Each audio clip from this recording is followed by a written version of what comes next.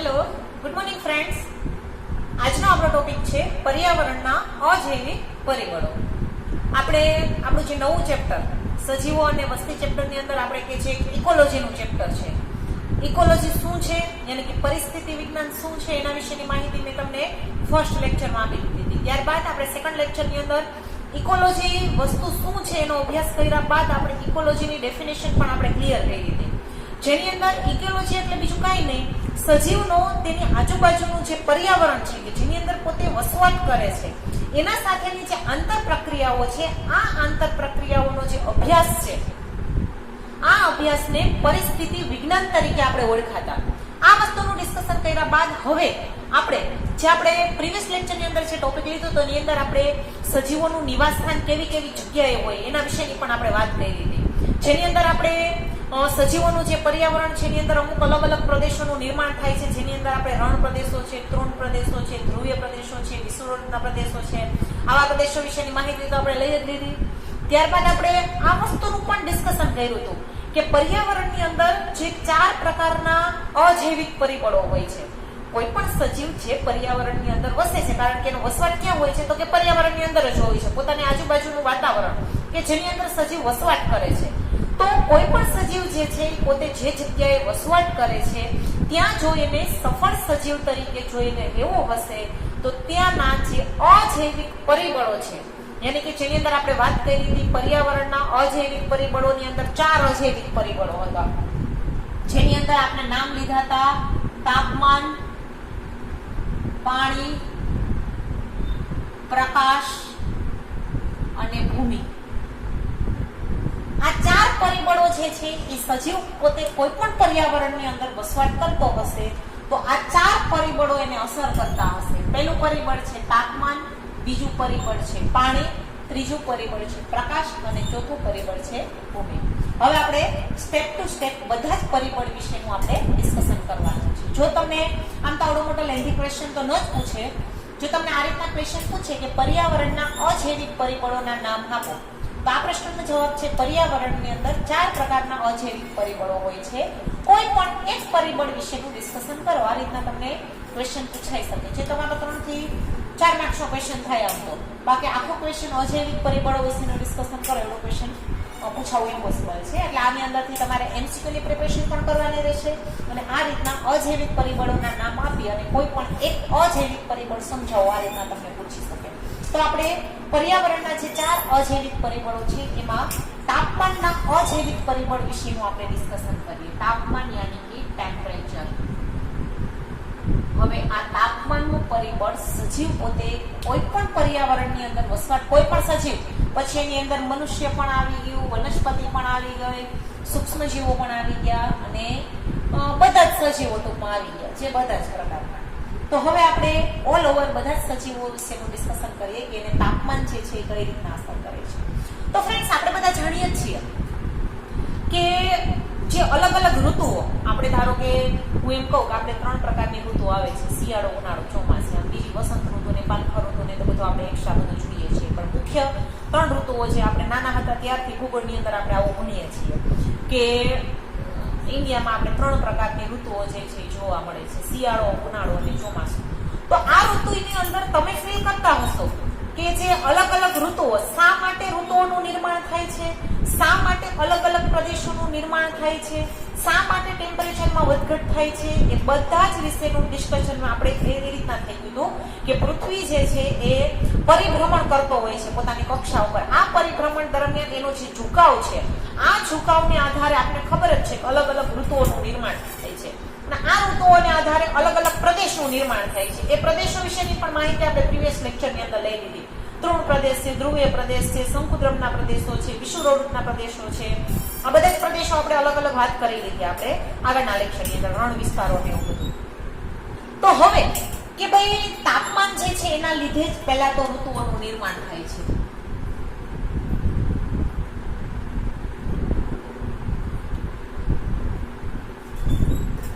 મુખ્ય પરિબળ કોઈ જો હોય તો તાપમાન જે છે એ મુખ્ય પરિબળ તરીકેનું કામ કરે છે, કારણ કે તાપમાનની વધઘટ થવાને લીધે જ આપણે મુખ્ય 3 ઋતુઓ આપણે જે શિયાળો, ઉનાળો, ચોમાસું જેનું આપણે નિર્માણ કર્યું છે. હવે આ ઋતુઓને આધારે આપણે અલગ અલગ પ્રદેશોનું નિર્માણ કર્યું હતું. તાપમાનમાં વધઘટ કઈ રીતના કયા પ્રદેશથી કયા પ્રદેશ તરફ તમે જશો તો થશે. તો ધારો કે હું તમને એમ કહું કે તમે કોઈ વિષુવવૃત્ત પ્રદેશથી જો તમે ધ્રુવીય પ્રદેશ તરફ જાઓ તો શું થશે? તાપમાનમાં ઘટાડો થશે કે વધારો થશે? વિષુવવૃત્તથી આપણે ધ્રુવીય વિસ્તારમાં જવાનું છે તો શું થશે? તાપમાનમાં ઘટાડો થશે. આ જ રીતના જો તમે સપાટ વિસ્તારથી જો તમે પર્વતીય વિસ્તાર તરફ જાઓ તો સેમ વે આ જ રીતના તાપમાનની અંદર તમને ઘટાડો જોવા મળશે. જો તમે વિષુવવૃત્ત પ્રદેશથી ધ્રુવીય પ્રદેશ તરફ જાઓ અથવા તો તમે સપાટ વિસ્તારથી જો તમે પર્વતીય વિસ્તાર તરફ જો તમે આગળ જશો તો તમને નિરંતર તાપમાનની અંદર ઘટાડો જે છે તમે મહેસૂસ કરી શકશો. આનું જ એક ઉદાહરણ હું તમને કહું. ધારો કે તમે સિમલા અને મનાલીના વિસ્તારો તરફ જ્યારે તમે ફરવા જાઓ છો ત્યારે સૌપ્રથમ કોઈ પણ ટુરિસ્ટ જે છે એરિયામાં, કારણ કે જો ત્યાં આપણે રહેતા નથી, ત્યાં આપણે ફરવા માટે જાય છે, વિઝિટિંગ માટે જઈએ છીએ, તો ક્યારેય પણ તમે આવા પર્વતીય વિસ્તારમાં અથવા તો ધ્રુવીય વિસ્તારમાં, સિમલા મનાલી તમને ખબર જ છે કે એકદમ ઊંચાઈવાળા વિસ્તાર તરફ આવેલું હોય છે ને એકદમ ઠંડી ત્યાં જોવા મળે છે. તો ઉત્તમ ઊંચાઈવાળા વિસ્તાર એને કહેવામાં આવે છે. ધારો કે લેહ લદ્દાખ છે, સિમલા છે, મનાલી છે, આ બધા એરિયા શું છે? આમ તો પર્વતીય વિસ્તાર તો ગણાય જ છે, આ ઉપરાંત ત્યાં ઠંડી પણ, ધ્રુવીય વિસ્તારોની અંદર ઠંડી પણ, તાપમાન જે છે નિરંતર ઘટતું હોય છે. તો આવી કન્ડિશનમાં તમે જ્યારે એ વિસ્તારની મુલાકાત લેવા જાઓ છો ત્યારે સૌ પ્રથમ તો ટુરિઝમના નિયમ પ્રમાણે તમને એક દિવસ ત્યાં તમને સીધી ફરવા જવાની ના પાડે છે. એક દિવસ તમારી જાતને ત્યાં સેટ અનુકૂલન તાદાત્મય, કારણ કે જો તમારે એક સફળ ટુરિસ્ટ તરીકે તમારે ત્યાં બધા જ પ્લેસની મુલાકાત લેવી હશે તો સૌ પ્રથમ તો તમારે તમારું જે બોડી છે એને પહેલા ત્યાંના વાતાવરણ પ્રમાણે તમારે સેટ કરવું પડશે. પછી તમે બધા જ મુલાકાત જે છે વ્યવસ્થિત લઈ શકશો. આ રીતના આવા વિસ્તારોની જે તમને કીધું એ પ્રમાણે નિરંતર અહીંયા તાપમાનનો ઘટાડો છે એ તમે મહેસૂસ કરી શકશો. આ ઉપરાંત પૃથ્વી ઉપર ઘણા એવા વિસ્તારો છે, ધારો કે એકદમ ઉત્તમ ઊંચાઈવાળા જે વિસ્તારો છે ત્યાં ટેમ્પરેચર કેટલું હોય છે તો કે 0°C થી પણ ઓછું જોવા મળે છે.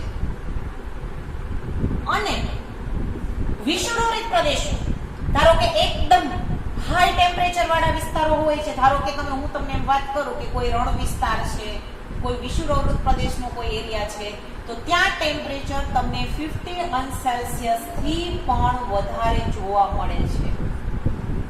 એટલે 0°C થી નીચે યાની કે માઇનસમાં ટેમ્પરેચર, ઓછામાં ઓછું ટેમ્પરેચર ત્યાં જોવા મળે છે અને વધારે ટેમ્પરેચર જે છે વિષુવવૃત્તના વિસ્તારો જે છે, રણ વિસ્તારો છે, ત્યાં તમે 50°C થી પણ વધારે ટેમ્પરેચર તમે મહેસૂસ કરી શકશો.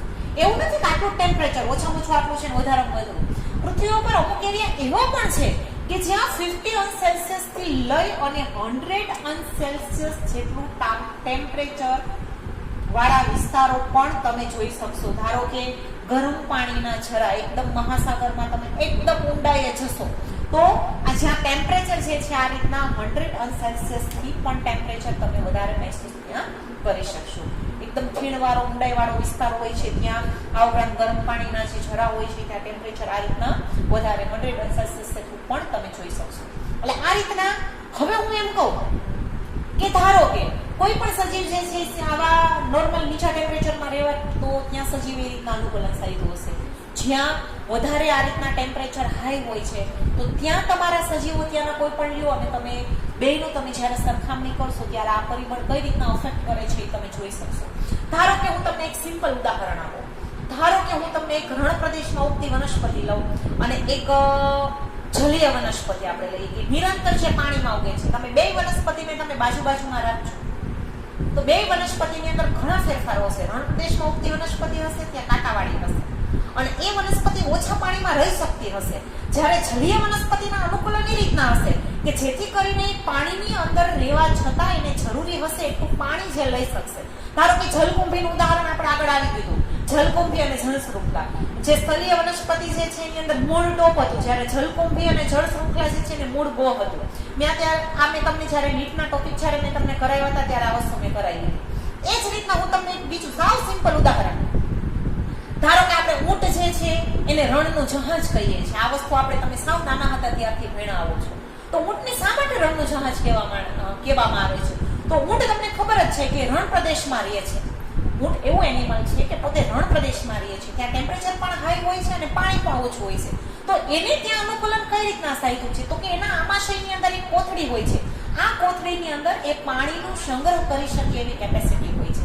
આ અનુકૂલન છે, એની જાતને સેટ કરવા માટે એના શરીરની અંદર એની દૈહિક, જૈવિક અને રાસાયણિક, કારણ કે કોઈ પણ સજીવ જે છે પોતે જે પર્યાવરણની અંદર વસવાટ કરતો હશે ત્યાં જો એને સફળ સજીવ તરીકે રહેવું હશે તો ત્યાંના ટેમ્પરેચર પ્રમાણે એને સેટ થવું પડશે. ધારો કે હું તમને બીજા ઉદાહરણ આપું. ધારો કે આંબાના વૃક્ષ, આપણે અત્યારે કેરી સીઝન ચાલુ હોય, તમે આંબા જોશો તો આપણા એરિયામાં વધારે જોવા મળશે. તમે ક્યારેક કેનેડા અને જર્મની જાઓ છો ત્યાં તમે જોયું આંબાના ઝાડવા જોવા મળે છે? નહીં ને, કારણ કે એને આંબા જો તમે ત્યાં ઉગાડવાની ટ્રાય કરશો ને કેનેડામાં તો પણ નહીં ઉગે. શા માટે?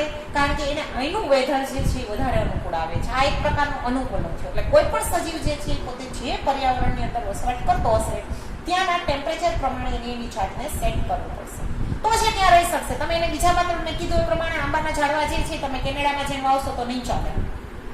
આ જ રીતના તમને એક બીજું ઉદાહરણ પણ આપેલું છે. એ ઉદાહરણની અંદર તમને તનુ માછલી વિશેની વાત કરી છે. એક તો તમે આંબાના વૃક્ષ વિશેની વાત કરી છે, ત્યારબાદ તમને ટુના માછલી. આ ટુના માછલી જે છે એ મહાસાગરના ઉષ્ણકટિબંધના અક્ષાંશ જે છે ત્યાં જોવા મળશે. ત્યાંથી જો તમે આગળ જોશો તો તમને ટુના માછલી નહીં જોવા મળે. અને બરફના જે ચિત્તા છે, આ બરફના ચિત્તા કેરળના જંગલોની અંદર જોવા મળતા નથી, કારણ કે જે બરફીય વિસ્તાર હશે ત્યાં જ બરફના ચિત્તા જોવા મળશે. આ બરફના ચિત્તા જે છે એ કેનેડામાં નહીં હોય. સોરી, કેનેડા શું, કેરળમાં નહીં જોવા મળે. ત્યારબાદ જે ટુના માછલી છે એ કેવા વિસ્તારમાં જોવા મળે છે કે જે ટુના માછલી જે છે એ મહાસાગરમાં હોય છે અને આ માછલી જે છે એ ઉષ્ણકટિબંધના જે વિસ્તારો છે ત્યાં જ જોવા મળે છે. ત્યાંથી આગળ તમે જોશો તો ત્યાં તમને આ માછલી નહીં જોવા મળે. પછી મેં વાત કરી એમ પ્રમાણે જે આંબાના જે વૃક્ષ જે છે, આ આંબાના વૃક્ષ જે છે એ તમને કેનેડા અને જર્મનીમાં હોતા નથી. એ આપણા એરિયાની અંદર જ વધારે જોવા મળશે. એટલે આ રીતના આ બધા જે સજીવો છે, આ સજીવોનું એક પ્રકારનું અનુકૂલન છે.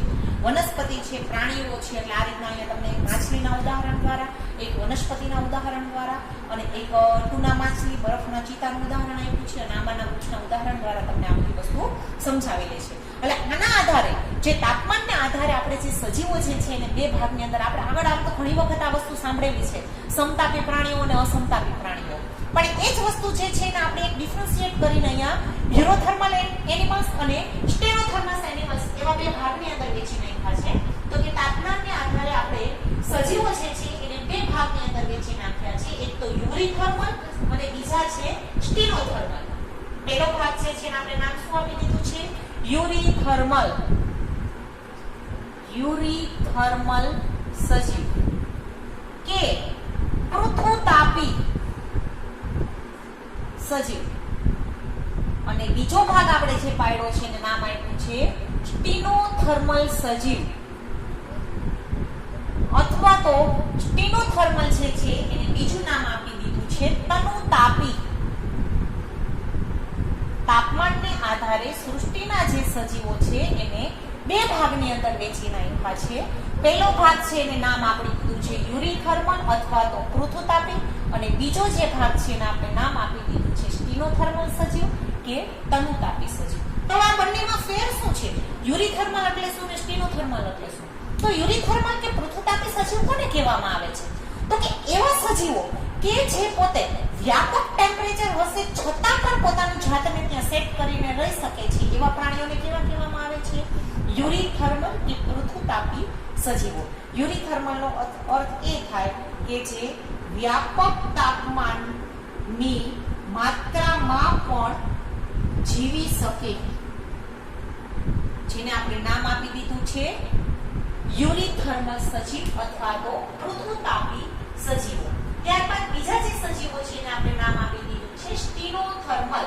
આ એવા સજીવો છે કે જે પોતે તાપમાનની ઓછી ક્ષેત્ર મર્યાદામાં જ જીવી શકે છે. તાપમાનની ઓછી મર્યાદામાં જ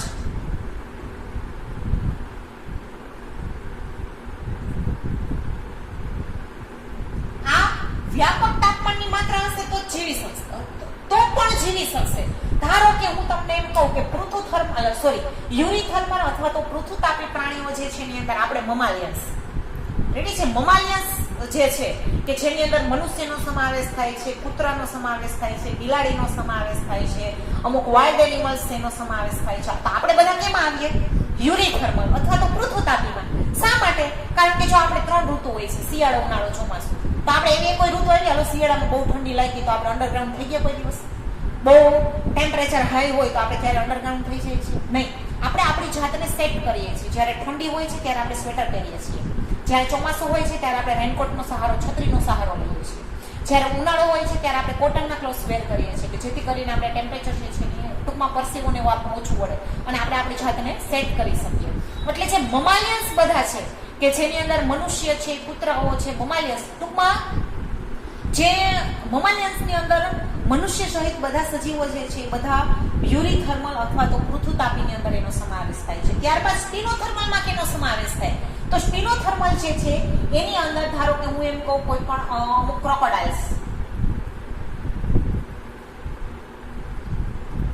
ક્રોકોડાઇલ્સનો સમાવેશ થશે. આ ઉપરાંત પેંગ્વિન,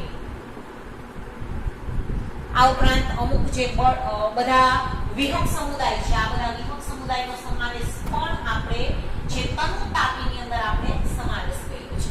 એટલે આ એવા સજીવો છે કે પોતે જ્યારે ટેમ્પરેચર, અમુક ટેમ્પરેચરની ઓછી મર્યાદામાં જીવી શકશે. જો વધારે ટેમ્પરેચર હાઈ થઈ જાય કે વધારે ટેમ્પરેચર ઓછું થઈ જાય ને તો એ તાપમાનની મર્યાદા સહન નહીં કરી શકે, તો એ અલગ એરિયામાં પણ જતા રહેશે અને ઘણી વખત પોતે અંડરગ્રાઉન્ડ પણ થઈ જતા હોય છે.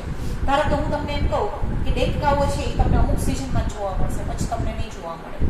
પછી હું તમને એમ કહું અમુક બર્ડ્સ જે છે એ અમુક સિઝનમાં જ અમુક એરિયામાં જોવા મળતા હોય છે. આ બધા વિશેનું ડિસ્કશન આપણે આ ચેપ્ટરમાં જેમ આગળ જતા જશું એમાં આપણે કરતા જશું. એટલે તાપમાનને આધારે આપણે સજીવોને કેટલા ભાગની અંદર વહેંચી નાખ્યા છે? એક તો યુરીથર્મલ અથવા તો પૃથુતાપી અને બીજા છે સ્ટિનોથર્મલ અથવા તો તનુતાપીની અંદર સમાવેશ થયેલો છે. યુરોથર્મલ સજીવો જે છે વ્યાપક તાપમાનની માત્રામાં પણ જીવી શકશે. પૃથુતાપી સજીવો છે એની અંદર સમાવેશ કેનો થાય છે? તો કે મમાલિયન્સ યાની કે સસ્તન પ્રાણીઓ. સસ્તન પ્રાણીઓ જે છે એ બધા પૃથુતાપી પણ છે, યુરીથર્મલ પણ છે અને પોતે સમતાપી પણ છે. જ્યારે સ્ટિનોથર્મલ સજીવો જે છે તાપમાનની ઓછી ક્ષેત્ર મર્યાદામાં જ જીવી શકશે. પછી એના માટે જીવવું અઘરું થઈ જશે, તો એ અમુક કંઈક ચેન્જીસો લઈ આવશે. તેને કેવા કહેવામાં આવે છે? તનુતાપી, સ્ટિનોથર્મલ અથવા તો અસમતાપી, જેની અંદર અમુક વિહંગ સમુદાયનો સમાવેશ થાય છે.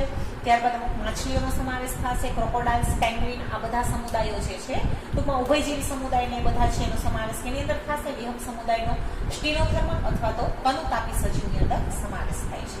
એટલે જો તમને પર્યાવરણના અજૈવિક પરિબળ, જો તાપમાન વિશેનું તમને ડિસ્કશન કરવાનું કહે તો તમે આવી બધી વસ્તુઓ વિશેનું તમારે ડિસ્કશન કરવાનું રહેશે. અત્યારના સમયમાં જો તમે વાત કરો તો આ રીતના પ્રદૂષણને લીધે ટેમ્પરેચરની અંદર ખૂબ વધારો થયો છે. કોઈ પણ જે ભૌગોલિક વિસ્તાર છે આ ભૌગોલિક વિસ્તારને આધારે જ્યારે સજીવોનું જ્યારે ક્લાસિફિકેશન થતું હોય છે ત્યારે પોતે તાપમાનની કેવી ક્ષેત્ર મર્યાદામાં રહી શકે છે એને આધારે એનું ક્લાસિફિકેશન થતું હોય છે. પણ અત્યારના સમયમાં પ્રદૂષણને લીધે ટેમ્પરેચર જે છે ખૂબ વધારે પ્રમાણમાં હાઈ જોવા મળે છે. એના લીધે અમુક સજીવો જે છે એનું આ રીતના ક્લાસિફિકેશન કરવું પણ અલગ થઈ જતું હોય છે. એટલે જે જાતિઓ છે એનું જો ભૌગોલિક વિસ્તરણ જે છે એ તાપમાનને આધારે થતું હોય છે. પણ આ રીતના પ્રદૂષણને લીધે જે તાપમાનનો જે વધારો થયો છે આ તાપમાનના વધારાને લીધે ધીમે ધીમે ક્રમશઃ આ જે વૈશ્વિક તાપમાન વધવાને લીધે આ જે જાતિઓ છે એની એક મર્યાદા આવી ગઈ છે. આ બધી જાતિઓ જે છે તાપમાનને લીધે પ્રભાવિત થઈ છે અને આ ક્લાસિફિકેશનની અંદર આપણે ઘણા બધા પ્રોબ્લેમ્સ જે છે ક્રિએટ થતા હોય છે. એટલે આજે આપણે અજૈવિક પરિબળ તાપમાનનો જે છે આજે આપણે ઓવર કરીએ છીએ. નેક્સ્ટ લેક્ચરની અંદર આપણે બીજું અજૈવિક પરિબળ પાણી વિશેની આપણે વાત કરવાની છે. તો આજનો લેક્ચર ફ્રેન્ડ્સ અહીંયા ઓવર થાય છે. નેક્સ્ટ લેક્ચરમાં આપણે પછી પાછા મળશું. Thank you.